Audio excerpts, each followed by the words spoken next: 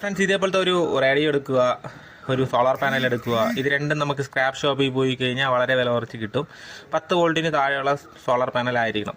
അപ്പോൾ ഇതിപ്പോൾ 10 വോൾട്ടിന് കൂടുതലുണ്ട്, കുഴപ്പമില്ല. എന്തായാലും 10 വോൾട്ടിന് താഴെയുള്ള സോളാർ പാനലായിരിക്കണം. ഓക്കെ, അപ്പോൾ നമ്മൾ പാനൽ വെയിലത്ത് വെച്ചു. വെയിലെന്ന് വെച്ചാൽ പ്രകാശമുള്ള ഒരു സ്ഥലത്ത് കൊണ്ടുവച്ചു. ഓവർ വെയിൽ ആവാൻ പാടില്ല. കാര്യം എന്ന് വെച്ച് കഴിഞ്ഞാൽ 10 വോൾട്ടിന് മുകളിലുള്ള പാനൽ ആയതുകൊണ്ടാണ്. 10 വോൾട്ടിന് താഴെയുള്ള പാനൽ എനിക്ക് കുഴപ്പമൊന്നുമില്ല.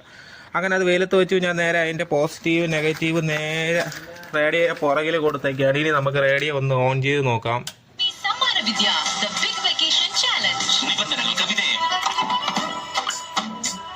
ഓക്കെ, അപ്പോൾ റേഡിയോ വർക്കിംഗ് ആണ്.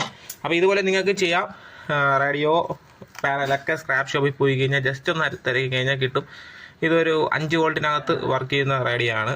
അപ്പോൾ നമുക്കിപ്പോൾ 10 വോൾട്ടിന് താഴെയാണ് കൊടുത്തിട്ടുള്ളത്. കുഴപ്പമൊന്നുമില്ല, സോളാർ പാനലായതുകൊണ്ട് ഇത് കത്തിപ്പോകത്തില്ല. ഇടയ്ക്ക് വേറെ സർക്യൂട്ടോ ബാറ്ററിയോ ഒന്നും വെച്ചിട്ടില്ല. ഇനി സർക്യൂട്ടും ബാറ്ററിയൊക്കെ ചെയ്ത് വെച്ചാൽ നിങ്ങൾക്ക് സോളാർ